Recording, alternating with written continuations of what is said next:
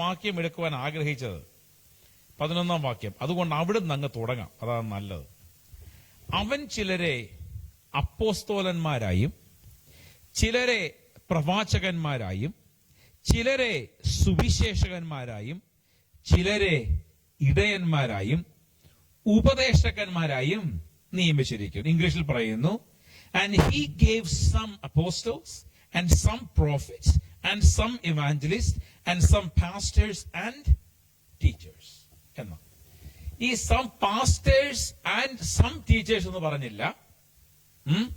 അല്ലെങ്കിൽ മലയാളത്തിൽ പറഞ്ഞാൽ ചിലരെ ഇടന്മാരായും ചിലരെ ഉപദേഷ്ടകന്മാരായും എന്ന് പറഞ്ഞില്ല.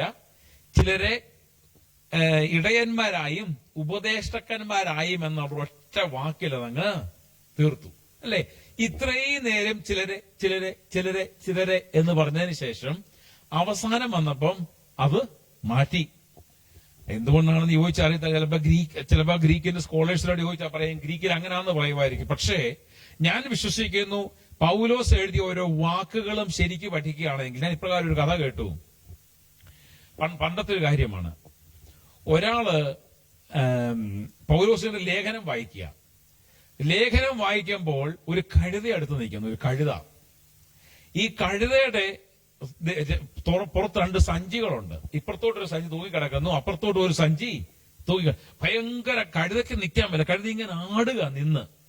അപ്പോ കഴുതയോട് ഈ വായിക്കുന്ന പുള്ളിയോട് ചോദിച്ചു, ഈ കഴുതയുടെ ദേഹത്ത് എന്തൊരു ഇത്രയും വലിയ സഞ്ചി കെട്ടിയിട്ടിരിക്കുന്നെന്ന് ചോദിച്ചു. ഒന്ന് പറഞ്ഞു, പൗലോസിന്റെ ലേഖനം വായിച്ചാൽ കൂടുതലൊന്നും മനസ്സിലാകത്തില്ല. അത് മനസ്സിലാക്കുവാൻ വേണ്ടിയുള്ള റെഫറൻസ് ബുക്കുകളാണ് ഈ കഴുതയുടെ പുറത്ത് ഞാൻ കെട്ടിയിട്ടിരിക്കുന്നെന്ന് പറഞ്ഞു. എന്ന് പറഞ്ഞു കഴിഞ്ഞാൽ പൗലോസിന്റെ ലേഖനം വായിച്ചാൽ മനസ്സിലാകണമെന്നുണ്ടെങ്കിൽ യഥാർത്ഥത്തിൽ അഗാധമായ അറിവുള്ള ഒരുവന് മാത്രമേ അത് മനസ്സിലാക്കാൻ സാധിക്കത്തുള്ളൂ. അത്ര ആഴമേറിയ എഴുത്താണ് പൗലോസ് എഴുതി. അതുപോലെ ആഴമേറിയതാ. എന്നാൽ യേശുക്രിസ്തുവിന്റെ പഠിപ്പിൽ നമ്മൾ പലപ്പോഴും എടുത്താൽ വളരെ സിമ്പിൾ ആയിട്ടുള്ള യേശുക്രിസ്തു പഠിപ്പിച്ചത്, അല്ലേ? വളരെ സിമ്പിൾ ആയിട്ടാ. പക്ഷെ ഒരു പ്രത്യേകതയുണ്ട്. യേശുക്രിസ്തുവിന്റെ പഠിപ്പിച്ച കാര്യങ്ങൾ നമ്മൾ എടുത്ത് പഠിക്കാൻ തുടങ്ങിയാൽ ഇന്ന് ഞാൻ പഠിപ്പിക്കുന്നതായിരിക്കത്തില്ല നിങ്ങൾ നാളെ പഠിപ്പിക്കുന്നത്. ഞാൻ ഇന്ന് പഠിപ്പിച്ചതായിരിക്കത്തില്ല അടുത്തയാഴ്ച പഠിപ്പിക്കുന്നത്. അതിന് ഓരോന്നിനും ഓരോ അർത്ഥം കണ്ടെത്തുവാൻ നമ്മളെ കൊണ്ട് സാധിക്കും. അതിന്റെ ഡെപ്ത് കണ്ടെത്തുവാൻ നമ്മളെ കൊണ്ട് സാധിക്കും. അത് മാത്രമല്ല, ഓരോ തലമുറയ്ക്കും ആവശ്യമായ റെവലേഷൻ മാത്രമാണ് ദൈവം മനുഷ്യന് തുറന്നു കൊടുക്കത്തുള്ളൂ. അതിൽ കൂടുതൽ തുറന്ന് കൊടുക്കത്തില്ല. എപ്പോഴും മനസ്സിലാക്കണം.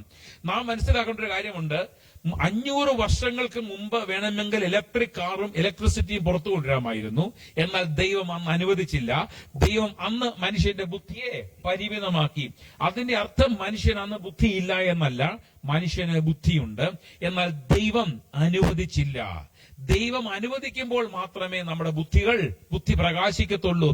അതുകൊണ്ടാണ് ദൈവവചനത്തിൽ പറയുന്നത്, നിങ്ങൾ ഒരുവന് ബുദ്ധി കുറവ് എങ്കിൽ അത് ഔദാര്യമായി നൽകുന്ന ദൈവത്തോട് അവൻ ചോദിക്കട്ടെ. ഏതിലാ പറയുന്നത്? യാക്കോബിന്റെ ലേഖനത്തിൽ. അങ്ങനെയെങ്കിൽ നമ്മുടെ ബുദ്ധിയെ പ്രകാശിപ്പിക്കുവാൻ കഴിയുന്നവനാണ് കർത്താവ്. ആ കർത്താവിന് നമുക്ക് അതിശക്തമായ ബുദ്ധി തരുവാൻ സാധിക്കും. അതുകൊണ്ട് ദൈവം തുറന്നു തരുന്നതനുസരിച്ച് മാത്രമേ നമുക്ക് എന്ത് ലഭിക്കത്തുള്ളൂ? ബുദ്ധി ലഭിക്കത്തുള്ളൂ. അതിന്റെ അർത്ഥം കർത്താവ് ഇപ്പോൾ തീരുമാനിച്ചിരിക്കുകയാണ്, അടുത്ത മാസം മുതൽ ചൊവ്വായിൽ പോയി താമസിക്കുവാൻ തക്കവണ്ണം ഉള്ള ബുദ്ധിയെ തുറന്നു കൊടുക്കാൻ കർത്താവ് തീരുമാനിച്ചാൽ അടുത്ത 6 മാസം കൊണ്ട് ചൊവ്വായിൽ ആൾക്കാർ പോയി പാർക്കാൻ തുടങ്ങും. പക്ഷേ അതിന് കർത്താവ് ടൈം വെച്ചിട്ടുണ്ട്. ബൈബിളിൽ പറയുന്നൊരു കാര്യമുണ്ട്, ഞാൻ നക്ഷത്രങ്ങളിൽ പോയി കൂടുവെച്ചാലും, അല്ലെ? അതിന്റെ അർത്ഥം ഒരിക്കൽ നക്ഷത്രങ്ങളിൽ കൂടുവെക്കുന്ന വലിപ്പത്തിലേക്ക് മനുഷ്യൻ മാറുന്ന ഒരു ടൈം വരും. അത് ഉറപ്പാണ്, ഓർത്തോണം. നമ്മളിപ്പൊ കാണുന്നൊന്നും അല്ല. ഇപ്പം മാഴ്സ് വരെ പോയി വരുന്നു, ചന്ദ്രൻ വരെ പോയി വരുന്നു എന്നേ ഉള്ളൂ. ചന്ദ്രനെ പോയെന്ന് പോലും ആർക്കും ഉറപ്പില്ല ഇതുവരെ. ഒരിക്കൽ അമേരിക്കക്കാര് പോയി എന്ന് പറയുന്നു, പോയി എന്നുള്ളതിന് പറഞ്ഞ ഉറപ്പേ ഉള്ളൂ, വേറും നമുക്കറിയത്തില്ല. പക്ഷേ വരുന്നുണ്ട്. ഒരിക്കൽ നക്ഷത്രങ്ങളിൽ മനുഷ്യൻ കൂടുവെക്കുന്ന രീതിയിലേക്ക് മനുഷ്യൻ മാറും. അതിനുള്ള ബുദ്ധിയും വിവേകവും അതിനുള്ള റോക്കറ്റും ഫ്യൂവലിങ്ങും കർത്താവ് മനുഷ്യന് ബുദ്ധി കൊടുക്കും. അതിലേക്ക് ലോകം വന്നുകൊണ്ടിരിക്കുക. കർത്താവ് അതിനനുസരിച്ച് ബുദ്ധിയെ തുറന്നുകൊണ്ടിരിക്കുക. നമ്മൾ ഓർത്തു നോക്കിക്കേ, നമ്മുടെ ബുദ്ധിയാണോ നമ്മളുടെ മക്കളുടെ ബുദ്ധി? അല്ല. ഞാൻ പലപ്പോഴും ഓർക്കും, നമ്മളൊക്കെ +2 പഠിച്ച കാര്യങ്ങൾ ഇവിടെ പിള്ളേർ 8ാം ക്ലാസ്സിൽ പഠിക്കാൻ തുടങ്ങി. എഞ്ചിനീയറിംഗിന് നമ്മുടെ ഗ്രാൻഡ് പേരൻസും ഒക്കെ പഠിച്ചത് ഇവിടെ ഓൾറെഡി 8-9ാം ക്ലാസ്സിൽ പിള്ളേർ പഠിക്കാൻ തുടങ്ങി. നോർത്ത് നോക്കിക്കുക, അതാണ് ഇന്നത്തെ വിദ്യാഭ്യാസത്തിന്റെ പോക്ക്. അപ്പോ അങ്ങനെയാണ് എങ്കിൽ അതിന്റെ അർത്ഥം ബുദ്ധിയെ ദൈവം എന്ത് ചെയ്തുകൊണ്ടിരിക്കുക, വികസിപ്പിച്ചുകൊണ്ടിരിക്കുകയാണ് എന്നാണ് അർത്ഥം. ഇവിടെ കാണുന്ന ഒരു കാര്യം ഇതാണ്, അവൻ ചിലരെ അപ്പോസ്തോലന്മാരായും ചിലരെ പ്രവാചകന്മാരായും ചിലരെ സുവിശേഷകന്മാരായും ചിലരെ ഇടയന്മാരായും ഉപദേഷ്ടകന്മാരായും നിയമിച്ചിരിക്കുന്നു. ഇത് എനിക്ക് ഇഷ്ടപ്പെട്ട ഒരു കാര്യം എന്താണെന്നറിയാമോ? നമ്മൾ പഴയ നിയമത്തിലേക്ക് നോക്കിയാൽ കാണുന്ന ഒരു കാര്യമുണ്ട്. പഴയ നിയമത്തിൽ പ്രവാചകന്മാർ ഉണ്ടായിരുന്നു. പഴയ നിയമത്തിൽ ടീച്ചേഴ്സ് ഉണ്ടായിരുന്നു. പഴയ നിയമത്തിൽ അത് മാത്രമല്ല, പഴയ നിയമത്തിൽ പ്രവാചകന്മാരുണ്ടായിരുന്നു, പഴയ നിയമത്തിൽ ടീച്ചേഴ്സ് ഉണ്ടായിരുന്നു, പഴയ നിയമത്തിൽ പാസ്റ്റർമാരും ഉണ്ടായിരുന്നു, പ്രീസ്റ്റും ഉണ്ടായിരുന്നു. എന്നാൽ പഴയ നിയമത്തിൽ ഇല്ലാത്തൊരു കാര്യമാണ് അപ്പോസ്തലന്മാർ. അല്ലേ? നമ്മൾ പഴയ നിയമത്തിൽ എവിടെയെങ്കിലും അപ്പോസ്തലനെ കാണുന്നുണ്ടോ? ഇല്ല, അപ്പോസ്തലനെ കാണുന്നില്ല. പുതിയ നിയമത്തിൽ യേശുക്രിസ്തുവിന്റെ വരവോടുകൂടിയാണ് യേശുക്രിസ്തു അപ്പോസ്തലന്മാരെ സത്യത്തിൽ നിയമിക്കുവാൻ തുടങ്ങുന്നത്. സുവിശേഷകൻ എന്ന് നമുക്ക് കൂടുതൽ പഴയ നിയമത്തിൽ പറയുവാനില്ല. കാരണം ഉള്ളത് പ്രവാചകന്മാരായിരുന്നു. യോന സുവിശേഷം പറയാനാ പോയത്, പക്ഷെ പ്രവാചകനായിരുന്നു. എന്നാൽ യഥാർത്ഥത്തിൽ നാം പഠിക്കുമ്പോൾ കാണുന്ന ഒരു കാര്യമുണ്ട്, അപ്പോസ്തോലന്മാർ എന്ന് നമ്മൾ കാണുവാൻ തുടങ്ങുന്നത് എവിടെ മുതലാണെന്നറിയാമോ? പുതിയ നിയമത്തിലാണ്. എന്നാൽ ചിലർ പറയാറുണ്ട്, അബ്രഹാം, ഇസഹാക്ക്, യാക്കോബ്, യോസഫ് ഇവരൊക്കെയും അപ്പോസ്തലന്മാരായിരുന്നു എന്ന് പറയുന്ന ഒരു കൂട്ടരുണ്ട്. എന്നാൽ ഞാൻ കണ്ടപ്പോൾ കാര്യം മനസ്സിലായി, അപ്പോസ്തലന്മാർ എന്നൊരു പ്രത്യേക വിഭാഗത്തെ നാം കാണുവാൻ തുടങ്ങുന്നത് പുതിയ നിയമത്തിൽ വന്നപ്പോഴാണ്. അപ്പോസ്തലന്മാർക്ക് ഒരു പ്രത്യേകതയുണ്ട്. അപ്പോസ്തലന്മാർ ഇടയന്മാരാണ്, അപ്പോസ്തലന്മാർ പ്രവാചകന്മാരാണ്, അപ്പോസ്തലന്മാർ സുവിശേഷകന്മാരാണ്, അപ്പോസ്തലന്മാർ ടീച്ചർമാരാണ്. അപ്പോസ്തലനകത്ത് എല്ലാ കാര്യങ്ങളും ഒരുമിച്ച് ഇടിച്ചു ചേർത്ത ഒരുത്തനാണ് അപ്പോസ്തലൻ എന്ന് പറയുന്നത്. അപ്പോസ്തലന്റെ പ്രത്യേകമുണ്ട്, അവൻ അധികാരമുള്ളവനാണ്. അപ്പോസ്തലന്റെ പ്രത്യേകതയുണ്ട്, അവൻ അയക്കപ്പെട്ടവനാണ്. എന്തിനു വേണ്ടി? He set apart four A special task. ഒരു പ്രത്യേക കാര്യത്തിന് വേണ്ടി വിളിച്ച് മാറ്റി നിയമിക്കപ്പെട്ടവനാണ് അപ്പോസ്തലന്റെ ഒരു പ്രത്യേകതയുണ്ട്. അവൻ ഒരു സഭ തുടങ്ങിയാൽ 2 അല്ലെ 3 വർഷം കൊണ്ട് ആ സഭ അവൻ ഇട്ടിട്ട് അവൻ അടുത്തടുത്ത് പോകും. ആയവിടുത്ത് അവൻ ഒരാളെ ആക്കുകയെ കൂടെ ചെയ്യും. അപ്പോസ്തലന് പ്രത്യേകതയുണ്ട്. അപ്പോസ്തലന് മറ്റൊരു പ്രത്യേകതയുണ്ട്, അവൻ ഒരു കാര്യത്തിന് വേണ്ടി പിടിച്ചു തൂക്കി കടക്കുന്നവനല്ല. അപ്പോസ്തലൻ ഒരു കാര്യം വളരുന്നുവെന്ന് കണ്ടു കഴിഞ്ഞാൽ അതോടെ പരിപാടി നിർത്തി വേറെ സ്ഥലത്തോട്ട് പോകുന്നവൻ അപ്പോസ്തലന്റെ പ്രത്യേകതയുണ്ട്, അവൻ അധികാരത്തോടെ കാര്യങ്ങൾ ചെയ്യത്തുള്ളൂ. അതുകൊണ്ട് അപ്പോസ്തലന്മാരായി കർത്താവ് നമ്മളെ നിയമിച്ചിരിക്കുന്നത് കൊണ്ട് നമ്മൾ ആ അധികാരത്തിൽ നിൽക്കണമെന്ന കർത്താവ് നമ്മെ കുറിച്ച് ആഗ്രഹിക്കുന്നത്. അപ്പോസ്തലൻ, അപ്പോസ്തോലിക ഉപദേശം അല്ലേ? എന്താണ് അപ്പോസ്തോലിക ഉപദേശം? എല്ലാം ബൈബിൾ തന്നെയാണ്. പക്ഷേ അപ്പോസ്തോലിക ഉപദേശം, അപ്പോസ്തോലിക ചർച്ച്, അപ്പോസ്തോലിക് ചർച്ച് എന്ന് പറഞ്ഞ് ചർച്ചകൾ വരെയുണ്ട്. അപ്പോ ഇവിടെ നമ്മൾ കാണുന്നു, അവൻ ചിലരെ അപ്പോസ്തോലന്മാരായും ചിലരെ പ്രവാചകന്മാരായും ചിലരെ സുവിശേഷകന്മാരായും ചിലരെ ഇടയന്മാരായും ഉപദേഷ്ടകന്മാരായും അവൻ എന്താ ചെയ്തിരിക്കുന്നത്? നിയമിച്ചിരിക്കുന്നു. ഇംഗ്ലീഷിൽ വായിക്കുമ്പോൾ ഇങ്ങനെ പറഞ്ഞ, he gave some to be apostle, evangelist and some pastors and teachers. പക്ഷെ മലയാളത്തിൽ പറയുന്നു, അവൻ എന്ത് ചെയ്തിരിക്കുന്നു? നിയമിച്ചിരിക്കുന്നു. എന്താണ് നിയമിക്കുക എന്ന് പറഞ്ഞു കഴിഞ്ഞാൽ അർത്ഥം എന്തുവാ? നിയമിക്കുന്നേ? നിയമിക്കുക എന്ന് പറഞ്ഞു കഴിഞ്ഞാൽ റെസ്പോൺസിബിലിറ്റി കൊടുത്ത് അധികാരത്തോടെ ആക്കുമ്പോഴാണ് നിയമനമെന്ന് പറയുന്നത്. താൽക്കാലിക നിയമനമുണ്ട്, പെർമനന്റ് നിയമനവും ഉണ്ട്. ഇവിടെ പറയുകയാണ്, അവൻ നിയമിച്ചിരിക്കുന്നു എന്ന് പറഞ്ഞു കഴിഞ്ഞാൽ ഹി ഹാസ് എംപ്ലോയിഡ് ദം എന്ന് വേണമെങ്കിൽ പറയാം, അല്ലെങ്കിൽ ഹി ഹാസ് അപ്പോയിന്റഡ് ദം എന്ന് വേണമെങ്കിൽ പറയാം. അപ്പോൾ ഇവിടെ പറയുകയാണ്, നമ്മൾ ഒരുവനെ നോക്കി ഒരുവനെ വിളിച്ചതിന് ശേഷം നമ്മൾ പറയുകയാണ്, നാളെ മുതൽ ഞാൻ നിന്നെ കൊയറിന്റെ ഇൻചാർജ് ആയിട്ട് നിയമിച്ചിരിക്കുന്നു. ഈ നിയമത്തിനെ കുറിച്ച് പഠിക്കുമ്പോൾ നാം ഒരു കാര്യം മനസ്സിലാക്കണം. ദൈവം ഒരുവനെ പ്രവാചകനായിട്ട് നിയമിക്കുമ്പോൾ അവനെ പ്രവാചനത്തിന്റെ ശുശ്രൂഷ ഏൽപ്പിച്ചതിന് ശേഷമാണ് ദൈവം നിയമിക്കുന്നത്. അഥവാ എന്ന് പറഞ്ഞു കഴിഞ്ഞാൽ, ദൈവം നിനക്ക് പ്രവചനത്തിന്റെ ശുശ്രൂഷ തന്നിട്ടുണ്ട് എങ്കിൽ അതിന്റെ അർത്ഥം എന്താണെന്നറിയാമോ? സ്വർഗത്തിന്റെ നിയമനം നിന്റെ മേൽ നടന്നു കഴിഞ്ഞു. സ്വർഗം നിന്നോട് പറയുകയാണ്, നിനക്ക് മേൽ പ്രവചന ശുശ്രൂഷ ഞാൻ തന്നതിന്റെ അർത്ഥം ഞാൻ നിന്നെ പ്രവാചകനായി നിയമിച്ചിരിക്കുന്നു. ഇനിയും മുതൽ നിന്റെ റെസ്പോൺസിബിലിറ്റിയാണ് നിന്നിൽ ഞാൻ അയച്ചിരിക്കുന്ന പ്രവചന ആത്മാവിനെ ഉപയോഗിച്ചുകൊണ്ട് നീ പ്രവചന ആത്മാവിനോടുകൂടി മറ്റുള്ളവരോട് ദൂത് പറയുകയും സഭയെ ബലപ്പെടുത്തുകയും ചിലരെ കറക്റ്റ് ചെയ്യുകയും ചിലരെ റിബ്യൂക്ക് ചെയ്യുകയും ചിലരെ ടീച്ച് ചെയ്യുകയും ചിലരെ എഡിഫൈ ചെയ്യുകയും ചെയ്യുവാനുള്ള ശുശ്രൂഷ ഞാൻ നിന്നെ ഏൽപ്പിച്ചിരിക്കുന്നു. നിന്റെ മേൽ പ്രവചനത്തിന്റെ ആത്മാവ് വീണിട്ടുണ്ട് എങ്കിൽ നീ പോയി നിൽക്കേണ്ടത് കൊയറിലല്ല. നിന്റെ മേൽ പ്രവചനത്തിന്റെ ആത്മാവ് വീണിട്ടുണ്ട് എങ്കിൽ നീ പോയി നിൽക്കേണ്ടത് സ്ട്രീറ്റിലല്ല.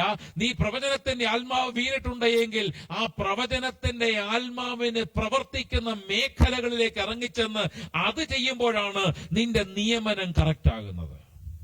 സ്തോത്രം. ഇത് ജനങ്ങൾ മനസ്സിലാക്കാതെ വരുമ്പോഴാണ് അടിയും പിടിയും ഇടിയും ഉണ്ടാകുന്നത്. എടാ, നിന്നെ കമ്പ്യൂട്ടർ എഞ്ചിനീയർ ആയിട്ട് വിളിച്ചിരിക്കുകയാ. നിനക്ക് കമ്പ്യൂട്ടറിനെ കുറിച്ച് മുഴുവൻ കാര്യങ്ങളും അറിയാം. പക്ഷെ പോയി ജോലി ചെയ്യുന്നത് ഹോസ്പിറ്റലില്ല, ഒക്കത്തില്ല.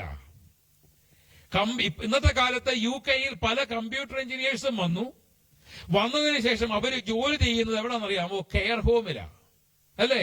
കെയർ ഹോമിലാ. ഇവർക്കാർക്കും ഒരു നല്ല കെയർ ഹോം ജോലി ചെയ്യുവാൻ സാധിക്കത്തില്ല.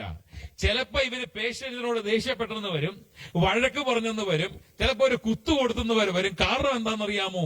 ഇവരെ വിളിച്ച വിളിയും നിയമനവും എന്തായിരുന്നു? കമ്പ്യൂട്ടർ എഞ്ചിനീയർ ആയിട്ടായിരുന്നു.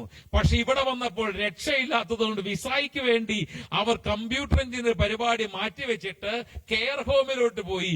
അതുകൊണ്ട് ഇവർക്ക് എല്ലാ ദിവസവും ജോലി കഴിഞ്ഞ് മടങ്ങി വരുമ്പോൾ അയ്യോ എന്തൊരു കഷ്ടമാണെന്നറിയാമോ?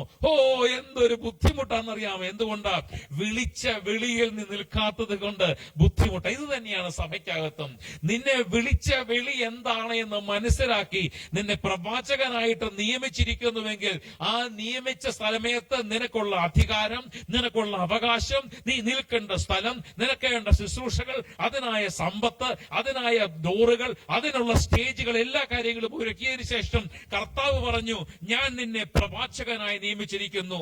നീ നാവ് തുറന്നാൽ, നീ വാ തുറന്നാൽ മറ്റുള്ളവരുടെ ദൂത് വെളിപ്പെടും. നീ വചനം എടുത്തു കഴിഞ്ഞ് സംസാരിക്കുവാൻ തുടങ്ങുമ്പോൾ ദൂതുകളായിരിക്കും പുറത്തു വരുന്നത്.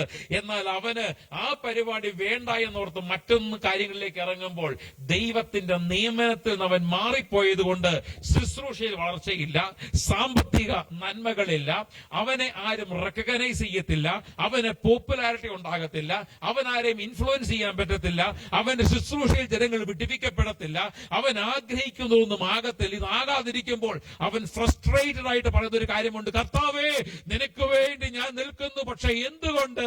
കർത്താവ് പറയുന്നു, നിന്റെ നിയമനം എവിടെ കിടക്കുന്നു? നീ എവിടെ കിടക്കുന്നു? സ്തോത്രം. അതുകൊണ്ട് ദൈവത്തിന്റെ ആത്മാവ് നമ്മെക്കുറിച്ച് ആഗ്രഹിക്കുന്ന നമ്മളെ വിളിച്ച് നിയമിച്ചത് എന്തിനാണോ നമ്മൾ അതിനു വേണ്ടി നിൽക്കണമെന്ന്. സ്തോത്രം. ഹല്ലേലൂയ.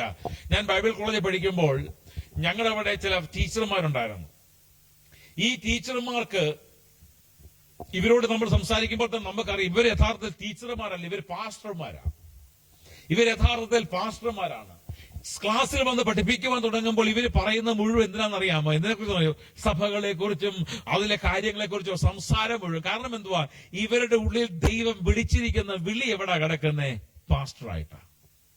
അങ്ങനെ ഇരിക്കെ ഞങ്ങളുടെ അവിടെ ബൈബിൾ കോളേജിൽ പഠിപ്പിക്കുന്ന ഞങ്ങളുടെ ക്ലാസ് ടീച്ചർ ഉണ്ടായിരുന്നു. അദ്ദേഹം മണിപ്പൂർ സിക്കിംകാരായിരുന്നു. സിക്കിം. അദ്ദേഹത്തിന്റെ പേര് എഡൽബർട്ട് കാഷൻറ്റ്യൂ എന്നായിരുന്നു. എഡൽബർട്ട് കാഷൻറ്റ്യൂ.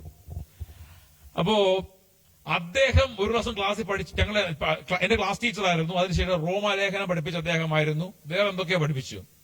അപ്പൊ ഒരു ദിവസം ക്ലാസ്സിൽ പഠിപ്പിച്ചുകൊണ്ട് ശേഷം അദ്ദേഹം ഇറങ്ങി പോകുമ്പോൾ അദ്ദേഹത്തിന്റെ പുറകെ ഞാൻ ഓടിച്ചെന്നു. എന്നിട്ട് ഞാൻ ചോദിച്ചു, സാറേ ബുദ്ധിമുട്ടില്ലെങ്കിൽ ഞാനൊരു കാര്യം പറഞ്ഞോട്ടെ എന്ന് ചോദിച്ചു. പുള്ളി പറഞ്ഞു, നിനക്ക് പറയാം എന്ന് പറഞ്ഞു. ഞാൻ പറഞ്ഞു, ഞാൻ കഴിഞ്ഞ ദിവസം പ്രാർത്ഥിച്ചുകൊണ്ടിരിക്കുകയായിരുന്നു, പരിശുദ്ധാത്മാവ് എന്നോട് പറഞ്ഞു, സാറിനെ വിളിച്ചിരിക്കുന്നത് ഈ ബൈബിൾ കോളേജിൽ നിൽക്കാനല്ല, സാറിനെ വിളിച്ചിരിക്കുന്നത് ഒരു പാസ്റ്ററായിട്ടാണ്. അതുകൊണ്ട് ഒരു പാസ്റ്റർ ശുശ്രൂഷ ചെയ്യണമെന്ന് പരിശുദ്ധാത്മാവ് സാറിനോട് പറയാൻ പറഞ്ഞെന്ന് പറഞ്ഞു. ഉടനെ പുള്ളി കരയാൻ തുടങ്ങി.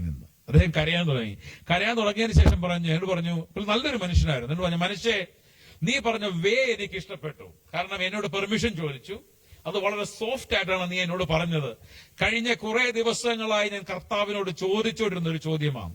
ബൈബിൾ കോളേജിൽ പഠിപ്പിച്ചിട്ട് ഞാൻ സാറ്റിസ്ഫൈഡ് ആകുന്നില്ല. കർത്താവേ, എന്നെ ശുശ്രൂഷിക്കാൻ വിളിച്ചിരിക്കുന്നതെങ്കിൽ എന്നോടത് സംസാരിക്കണമേ എന്ന് പ്രാർത്ഥിച്ചുകൊണ്ടിരിക്കുകയായിരുന്നു.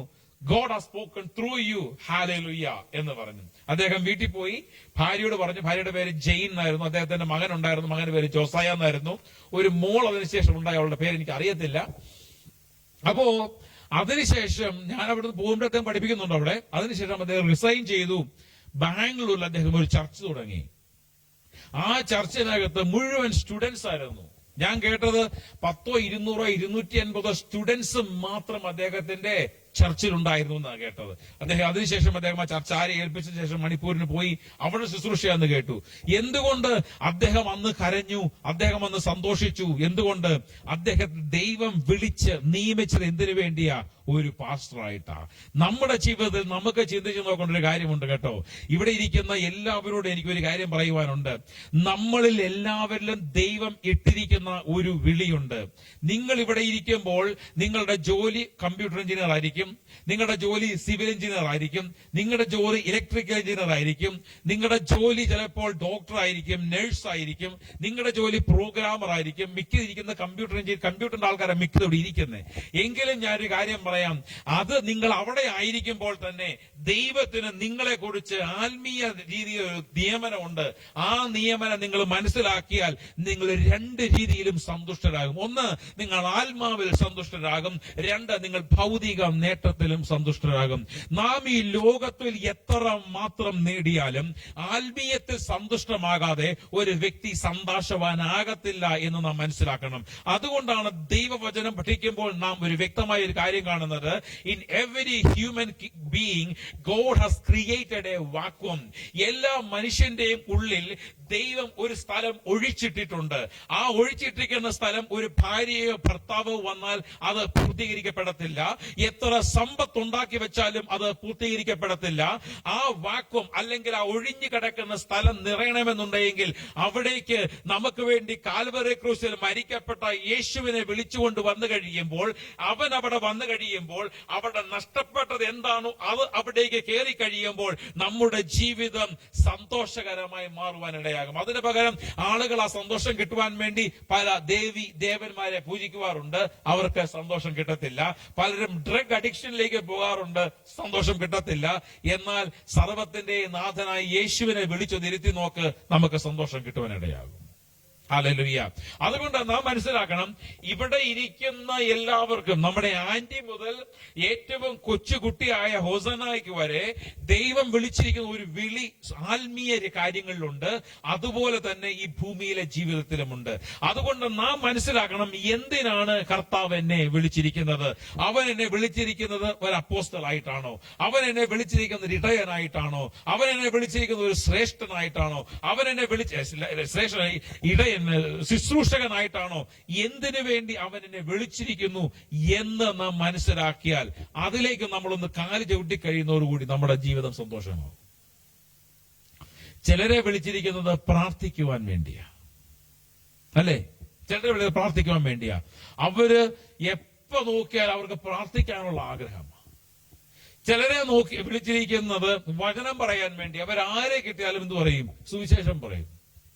അതാണ് അവരുടെ പരിപാടി, സുവിശേഷം പറയും. ചിലരെ വിളിച്ചിരിക്കുന്ന അപ്പോസ്തലന്മാരായിട്ടാ. അവരെവിടെ ചെന്നാൽ ഇവിടെ ഒരു ചർച്ചിനൊരു സാധ്യത ഉണ്ടല്ലോ, അല്ലേ? ചിലരെ കഴിഞ്ഞാല് അവിടെ ഒരു 3-4 പേരുണ്ട്, നമുക്ക് അവിടെ ഒരു ചർച്ച സ്ഥാപിച്ചാൽ എന്തെന്ന് അറിയാമോ? ഇവന്റെ ഉള്ളിൽ അപ്പോസ്തലം കിടക്കുക. അപ്പോസ്തലം കിടക്കുന്നത് കൊണ്ട് ഇവന്റെ ഏറ്റവും വലിയ ആഗ്രഹം മുഴുവൻ എന്തുവാ? സഭ സ്ഥാപിക്കണം എന്നുള്ളതാണ് അവന്റെ ആഗ്രഹം. വേറൊരുത്തൻ പ്രവാചകനാകുന്നത് കൊണ്ട് അവൻ മുമ്പ് ചെന്ന് കഴിഞ്ഞാൽ ആ നിൽക്കുന്ന പുള്ളി കേട്ടോ എന്തൊരു പ്രശ്നം ഉണ്ടെന്നാ തോന്നുന്നത്. പുള്ളിക്ക് കുടുംബത്തിൽ എന്തോ വന്നു കഴിഞ്ഞു, ദൂത് വന്നു കഴിഞ്ഞു. എന്തുകൊണ്ടാണെന്നറിയാമോ? ഇവൻ പ്രവാചകനാകുന്നത് കൊണ്ട് പരിശുദ്ധാത്മാവ് ഇവനെ തള്ളിക്കൊണ്ടിരിക്കുകയാ. ദൈവമക്കളെ, നാം അതൊന്ന് മനസ്സിലാക്കിയതിനു ശേഷം ചിലരുണ്ട് വചനം സംസാരിച്ചുകൊണ്ടിരിക്കുമ്പോൾ അതിങ്ങനെയും പഠിപ്പിക്കാം കേട്ടോ. ആ വചനത്തിനകത്ത് യഥാർത്ഥത്തിൽ ഇതൊന്ന് അണ്ടർലൈൻ ചെയ്ത് പഠിച്ചോണ്ടല്ലോ, അത് സൂപ്പർ ആയിരിക്കും. എന്തുകൊണ്ടാ? നിന്നെ വിളിച്ചിരിക്കുന്ന ഒരു ടീച്ചറായിട്ടാ. അതുകൊണ്ട് നാം അതൊന്ന് മനസ്സിലാക്കുവാൻ തുടങ്ങിയാൽ, അത് മനസ്സിലാക്കുക മാത്രമല്ല, മനസ്സിലാക്കിയവൻ അതിന് തക്കവണ്ണം ജീവിക്കാൻ തുടങ്ങും.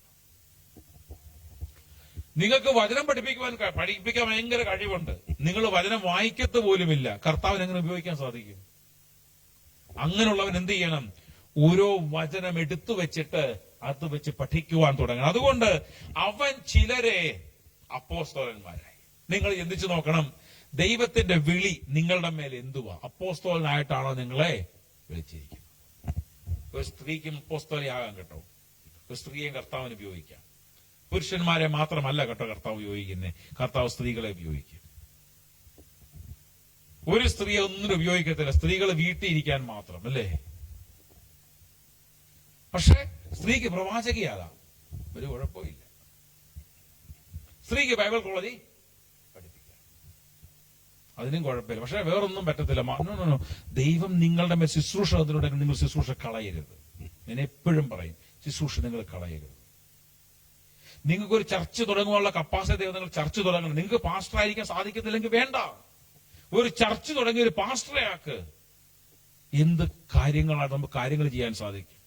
നമ്മൾ ബൈബിൾ പഠിക്കുമ്പോൾ ബൈബിൾ എവിടെ നോക്കിയാലും കാണുന്നുണ്ട്, പൗലോസിനെ പല സ്ഥലങ്ങളിലും സ്നേഹിച്ച് കൂടെ നിർത്തി കൊണ്ടുവന്ന സ്ത്രീകളായിരുന്നു. അവരവിടെ വന്നതിന് ശേഷം അവരവിടെ പൗലോസിനെ വിളിച്ചുകൊണ്ട് വന്നു, അല്ലേ? അപ്പൊ ഒരു സ്ഥലത്ത് കാണുന്നുണ്ട്, ഒരു സ്ത്രീയുടെ ഞാൻ പേര് മറന്നുപോയി, അവിടെ ഞാൻ പറയുന്നില്ല. പൗലോസ് ഈ കുളക്കരയിലോ ആറിനും തീരത്ത് എന്നിരിക്കുമ്പോൾ അവിടെ വിശേഷ വസ്ത്രങ്ങൾ വെക്കുന്ന ഒരു സ്ത്രീ വന്നു. അവിടെ വെച്ച് അവള് പൗലോസ് സുവിശേഷം പറഞ്ഞത് കേട്ട് അവൾ അവിടെ വെച്ച് തന്നെ കർത്താവായ യേശുവിനെ ഇഷ്ടവ സ്വീകരിച്ചു. വീട്ടിൽ വിളിച്ചുകൊണ്ടുപോയി അവിടെ സ്തവ സ്ഥാപിച്ചു. ഒന്ന് ഓർത്തു നോക്ക്, ദൈവത്തിന് അസാധ്യമായിട്ടൊന്നുമില്ല, ദൈവത്തിന് സകലതും സാധ്യം. യേശുക്രിസ്തു മരിച്ച് അടക്കപ്പെട്ട് ഉയർത്തെഴുന്നേറ്റ് കഴിഞ്ഞപ്പോൾ ആദ്യം കല്ലറക്കൽ വന്നത് ശിഷ്യന്മാരായിരുന്നില്ല, സഹോദരിമാരായിരുന്നു, അല്ലേ? ഒന്ന് ഓർത്ത് നോക്കിക്കേ.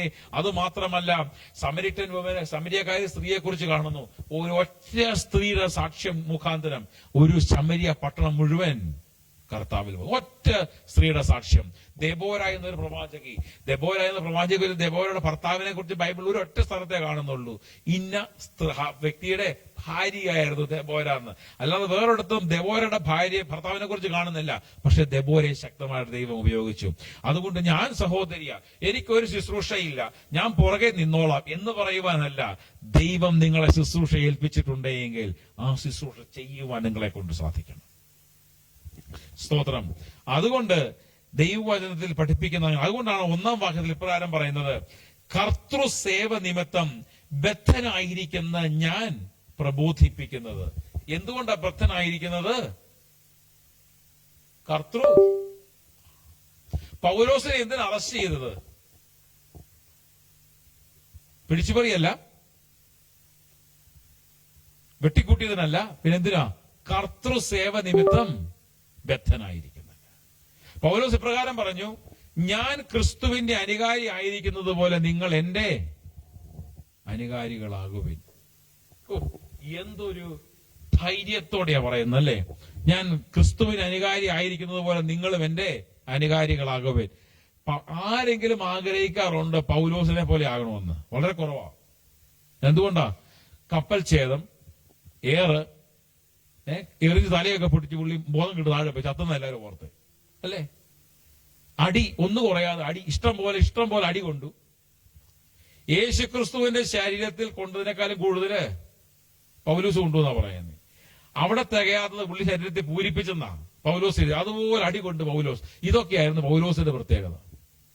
അപ്പോൾ ആ പൗലോസ് പറയുകയാണ്, കർത്തൃസേവ നിമിത്തം ബദ്ധനായിരിക്കുന്ന ഞാൻ പ്രബോധിപ്പിക്കുന്നു. നിങ്ങളെ വിളിച്ചിരിക്കുന്ന വിളിക്ക് യോഗ്യമാം വണ്ണം. നിങ്ങൾ എന്നാ ചെയ്തിരിക്കുന്ന വിളിക്ക? നിങ്ങളെ വിളിച്ചിരിക്കുന്ന വിളിക്ക് യോഗ്യമാം വണ്ണം.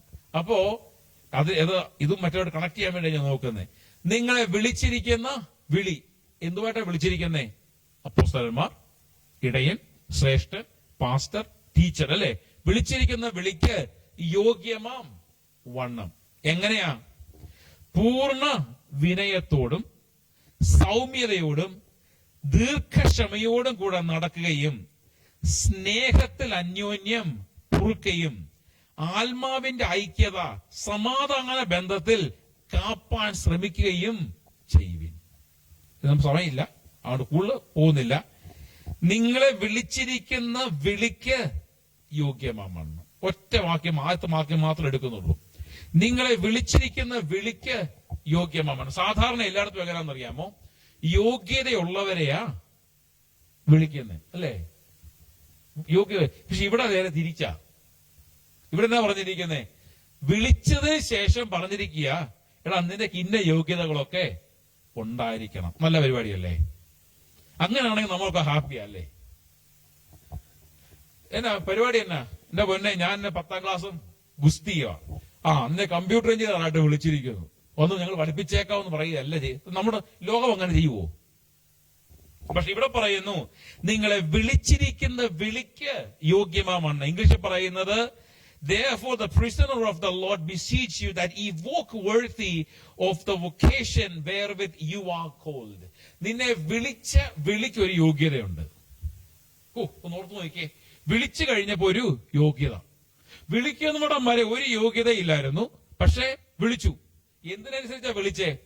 യോഗ്യത ഉള്ളത് നോക്കിയിട്ടല്ല, നിന്നെ യോഗ്യനാക്കാൻ പോകുന്നു നോക്കിയിട്ടാ. സ്തോത്രം. ഇപ്പൊ നിന്നെ കണ്ടു കഴിഞ്ഞാൽ നമ്മുടെ നാട്ടിൽ പറയും കഞ്ഞി കുടിക്കത്തില്ല, അതുപോലത്തെ അവസ്ഥയാ. പക്ഷെ അതിന്റെ നാളെ ഞാൻ കണ്ടുകൊണ്ട് ഞാൻ നിന്നെ വിളിക്കുക. ഇപ്പൊ നിനക്ക് സുവിശേഷമായിട്ടൊരു ബന്ധമില്ല, ഇപ്പൊ നീ പ്രവാചകനല്ല, ഇപ്പൊ നിനക്ക് അപ്പോസ്തലനല്ല, ഇപ്പൊ നിനക്ക് ശുശ്രൂഷയില്ല, പക്ഷേ ഞാൻ നിന്നെ വിളിക്കുകയാ. മകനെ, നിന്നെ ഞാൻ പ്രവാചകനായി വിളിച്ചിരിക്കുന്നു എന്ന് പറയുമ്പോൾ നിന്റെ അടുത്ത തലത്തിൽ നിന്റെ മേൽ വരുവാൻ പോകുന്ന പ്രവചനത്തിന്റെ ആത്മാവിനെയും അതിന് യോഗ്യമാവണ്ണം നീ നടക്കേണ്ട രീതിയെയും ദൈവത്തിന്റെ ആത്മാവ് കണ്ടതിന് ശേഷമാണ് നമ്മോട് പറയുന്നത്, നിന്നെ ഞാൻ പ്രവാചകനായിട്ട് വിളിച്ചിരിക്കുന്നു. ആരോട് പറഞ്ഞു? യെരമ്യാവിനോട് പറയുകയാണ്. ശിശു ആയിരിക്കുമ്പോൾ പറയുകയാ, ഞാൻ നിന്നെ ജാതികൾക്ക് പ്രവാചകനായി വിളിച്ചിരിക്കുന്നു. അയ്യോ, ഞാനൊരു ബാലനല്ലേ? നീ ബാലനാണെന്ന് നീ പറയരുത്. ഞാൻ നിന്നെ വിളിച്ചുവെങ്കിൽ നിന്നെ ഞാൻ യോഗ്യനാക്കി തീർക്കുവാൻ എനിക്ക് സാധിക്കും. അതാണ് കർത്താവിന്റെ പരിപാടി. സ്തോത്രം. ഹല്ലേലൂയ. അപ്പോ കർത്താവിന്റെ പരിപാടി ഇതാണ്. നമ്മെ അവൻ വിളിച്ചു എന്ന് മനസ്സിലാക്കിയാൽ നാം ഓർത്തോണം, നമ്മളെ യോഗ്യനാക്കുവാൻ തക്കവണ്ണം പരിശുദ്ധാത്മാവിന്റെ ശക്തി അവൻ നമ്മുടെ മേൽ തരും. നമ്മുടെ മേൽ പറഞ്ഞേക്കുന്ന ശുശ്രൂഷ ചെയ്യുവാനുള്ള കപ്പാസിറ്റി നമ്മുടെ മേൽ അവൻ തരും. അതവന്റെ പ്രത്യേകത. അതുകൊണ്ടാണ് വിളിച്ചിരിക്കുന്ന വിളിക്ക് യോഗ്യമാൻ തക്കവണ്ണം. 2, പൂർണ്ണ വിനയത്തോട്. പൂർണ്ണ വിനയം. എത്ര പേർക്കുണ്ടല്ലേ പൂർണ്ണ വിനയം? ഇങ്ങോട്ട് വാടാന്ന് പറഞ്ഞു കഴിഞ്ഞാൽ അങ്ങോട്ട് പോവും. സഹോദര എന്ന് പറഞ്ഞു കഴിഞ്ഞാൽ എന്നാ ഇങ്ങനെ ചോദ്യം തന്നെ. ബൈബിളിൽ പറയുന്നു പൂർണ്ണ വിനയം. യോഗ്യതയിൽ ആദ്യം വേണ്ട ഒരു കാര്യമാണ്. സുവിശേഷകന് യോഗ്യതയിൽ ആദ്യം വേണ്ട ഒരു കാര്യമാണ് എന്നതാണ് പൂർണ്ണ. ഇപ്പൊ വിശ്വാസിക്ക് വേണ്ടേ? വിശ്വാസിക്കും വേണം. എനിക്ക് ഭയങ്കര വിനയമാ, നിങ്ങൾക്ക് വിനയമില്ലെങ്കിലോ എന്റെ കാര്യം ബുദ്ധിമുട്ടല്ലേ? അങ്ങോട്ടും ഇങ്ങോട്ട് ഫുട്ബോൾ തൊഴിക്കുന്ന പോലെ എന്നെ ഇട്ട് തൊഴിക്കും. അപ്പൊ ഞാൻ എന്നാകും? ഞാനും തിരിച്ച് തൊഴി തുടങ്ങും. അങ്ങോട്ടും ഇങ്ങോട്ടും തൊഴിയാകുമ്പോ ആദ്യം അകത്തായിരിക്കും കേൾക്കുന്നത്, പിന്നെ നാട്ടുകാര്, പിന്നെ പോലീസ് കയറും, അല്ലെ? അതുകൊണ്ട് ബൈബിളിൽ പറയുന്നു, നിങ്ങളെ വിളിച്ചിരിക്കുന്ന വിളിക്ക് ആയിത്തീരുവാൻ വേണ്ടി നിങ്ങൾക്ക് ആദ്യം ഉണ്ടാകേണ്ട കാര്യമാണ് പൂർണ്ണ വിനയം. Complete ലോലിനെസ് or humbleness. 1. 2, സൗമ്യത, മീക്നെസ്. ബൈബിളിൽ പറയുന്നു, മോശയെ കുറിച്ച് പറയുന്നു, മോശ സർവഭൂമിയിലും വെച്ച ഏറ്റവും സൗമ്യതയുള്ള മനുഷ്യനായിരുന്നു. ഇന്നത്തെ കാലത്താണെങ്കിൽ അന്നത്തെ കാലത്ത് ആർക്കും മോശം ഇഷ്ടമില്ലായിരുന്നു. ഇന്നത്തെ കാലത്താണെങ്കിലോ ഏറെ ഉറപ്പല്ലേ? പക്ഷെ ഇവിടെ പറയുകയാണ്, ഒന്ന് പൂർണ്ണ വിനയം, രണ്ട് സൗമ്യത. സൗമ്യത കർത്താവ് നമ്മെക്കുറിച്ച് ആഗ്രഹിക്കുന്ന ഒരു കാര്യമാ സൗമ്യത. ചിലർക്കൊരു ഇതുണ്ട് കേട്ടോ, ചിലർക്കെന്ന് പറഞ്ഞു കഴിഞ്ഞാൽ ചോദിച്ച മറുപടി പറയത്തില്ല. എന്നോട് വിശേഷം, ആഹാരമെല്ലാം കഴിച്ചോ? സൗമ്യത. സൗമ്യതയല്ല ഇത്, റിബല്യൻ എന്ന് പറയും. റിബല്യസ് നേച്ചർ, ഇതാണ് റിബല്യൻ. റിബല്യൻ എന്ന് പറഞ്ഞു കഴിഞ്ഞാൽ പലരും വിചാരം റിബല്യൻ എന്ന് പറഞ്ഞു കഴിഞ്ഞാൽ എന്നോട് വിശേഷം, താൻ പോടൂ, ഇതാ റിബല്യനാ. അതൊരു റിബല്യനാ. ഏറ്റവും വലിയ റിബല്യൻ മറ്റേതാ. മഹാത്മാഗാന്ധി ചെയ്ത കാര്യം എന്ത് പറയുന്നത്? നോൺ കോപ്പറേഷൻ മൂവ്മെന്റ്, നിസ്സഹകരണ. എന്നാ അതിന്റെ പവർ ഭയങ്കരമല്ലേ?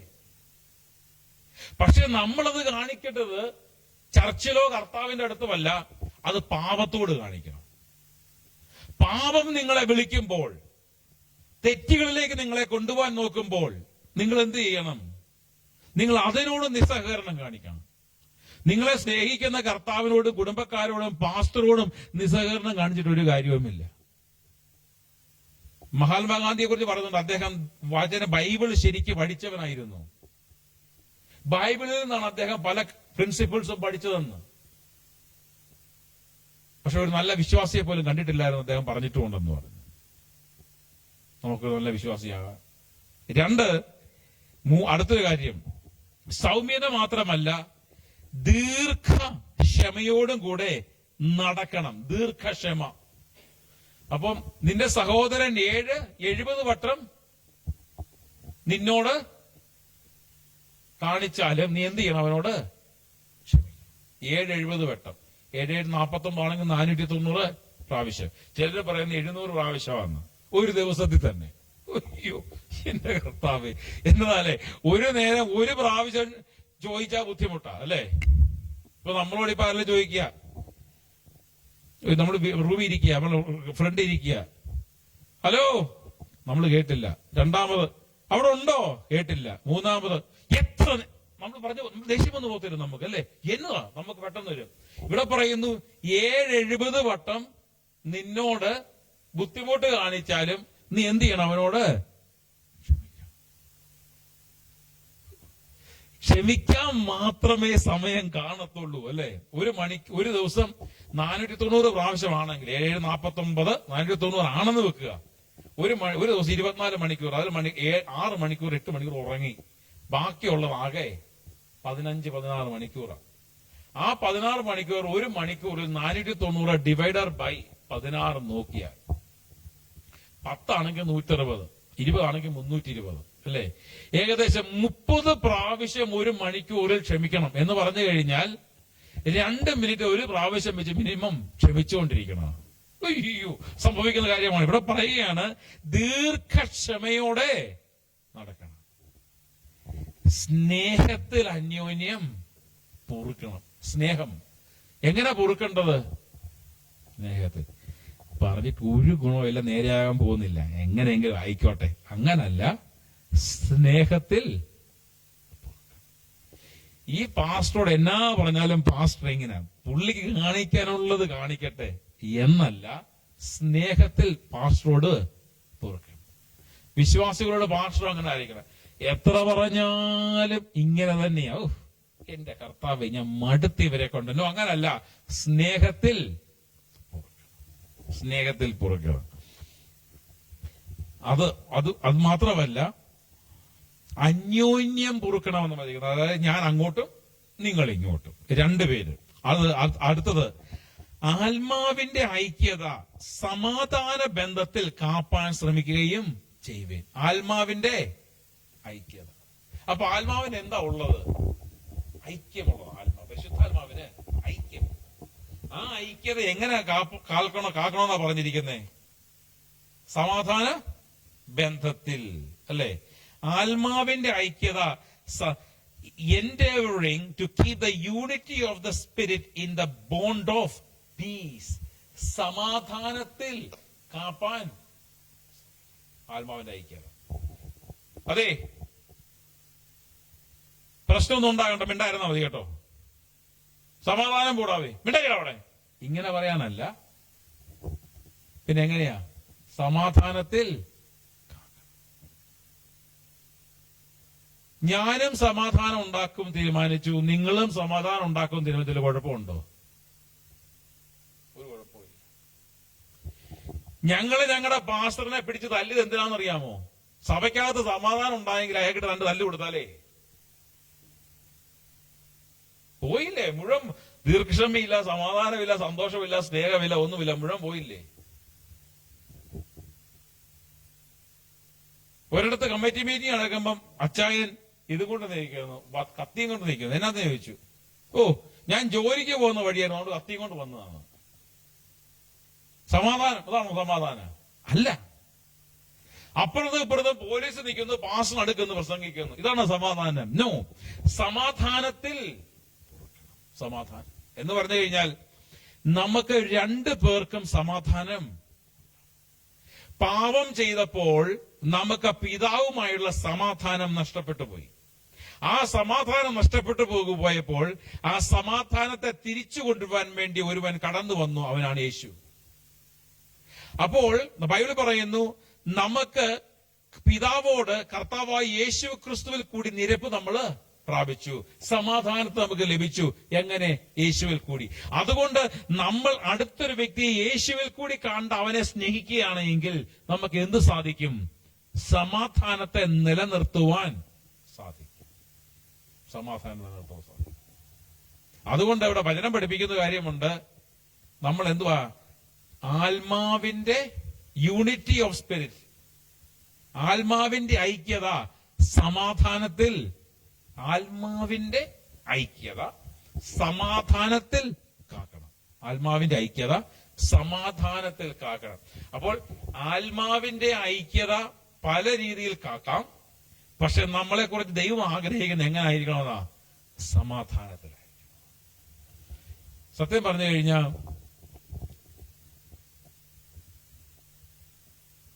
ഒരു ഉദാഹരണം ഞാൻ പറയാം. നമുക്ക് നമ്മുടെ അയൽവാസി നമ്മൾ നോക്കിയപ്പോ രാത്രി ഇരുന്ന് നമ്മുടെ അതിർത്തിയുടെ ഒരു കല്ല് മാന്തുന്ന കണ്ടു. ഇവിടെ അങ്ങനെ വലിയ കുഴപ്പങ്ങളൊന്നുമില്ല, നാട്ടിലതുണ്ട് അല്ലേ? രാത്രി ഇത് കണ്ടു കഴിഞ്ഞാൽ ഈ കണ്ടവനൊരു ഉറക്കമുണ്ടോ? സമാധാനം പോയില്ലേ? ഇന്ന് അങ്ങോട്ട് ചെന്നതിന് ശേഷം, ചേട്ടാ അതിർത്തി മാന്തുക അല്ലേ, എന്തുമാത്രം വേണം, ഒരു അരടി ഇങ്ങ് തന്നേക്കട്ടെ, തന്നേക്കാം, നാളെ നമുക്ക് എഴുതി തന്നേക്കാം കേട്ടോ എന്ന് പറയുകയാണെങ്കിൽ നിങ്ങൾ അങ്ങനെ കൊടുക്കാൻ മനസ്സോടെ കൊടുക്കുന്ന ഒരുത്താൻ നോക്കുക. അങ്ങനെ സുഖമായിട്ട് പോയി കിടന്ന് ഉറങ്ങത്തില്ല രാത്രി. അല്ലെങ്കിലോ കൊടുക്കണമെന്നല്ല ഞാൻ പറഞ്ഞേ, കൊടുക്കരുതൊന്നും അല്ല, അത് പരിശുദ്ധാത്മാ കർത്താവ് നിങ്ങൾ തമ്മിൽ തീരുമാനിച്ചോണം. പക്ഷേ ഞാൻ പറഞ്ഞത്, നിങ്ങൾ അങ്ങനെ കൊടുക്കുന്നൊരു അങ്ങനെ ഒരു കുഴപ്പമില്ലെന്നേ, ഒരു കല്ല ചേട്ടാ ഞാനവിടെ കൂടി മാന്താം, ഒരുമിച്ച് മാന്താം എന്ന് പറയുന്ന ടൈപ്പാണെങ്കിലോ അല്ലേ, സമാധാനമായില്ലേ? നിങ്ങളുടെ പേന ഓരോരുത്തർ ഇങ്ങനെ എടുത്തു മാറ്റുന്നത് കണ്ടു. ആ പേന വേണോ? അല്ലെ, കൊണ്ടുപോ കേട്ടോ, കൊണ്ടുപോ എന്ന് പറഞ്ഞു കഴിഞ്ഞാൽ മറ്റേ പുള്ളി പിന്നെ പേന ചോദിക്കാൻ ആ വഴിക്ക് വരത്തെ. സമാധാനം, നമുക്ക് പലതും സമാധാനത്തിൽ ചെയ്യാൻ സാധിക്കും, നമുക്ക് പലതും ദേഷ്യത്തിലും വാശിയിലും ചെയ്യുവാൻ സാധിക്കും. അപ്പൊ കർത്താവ് പൗലോസ് പറഞ്ഞൊരു കാര്യമുണ്ട്, ആത്മാവിന്റെ ഐക്യം, ആത്മാവ് വരുന്നിടത്ത് ഐക്യതയുണ്ട്. അത് നമ്മൾ എങ്ങനെ കാക്കണം? ദേഷ്യത്തിലോ വാശിയിലോ അനാവശ്യ നിയമങ്ങളിലോ അല്ല, സമാധാനത്തിൽ കാക്കണം. ദൈവിക സമാധാനം നിങ്ങളുടെ മനസ്സുകളെ ഭരിക്കട്ടെന്ന്.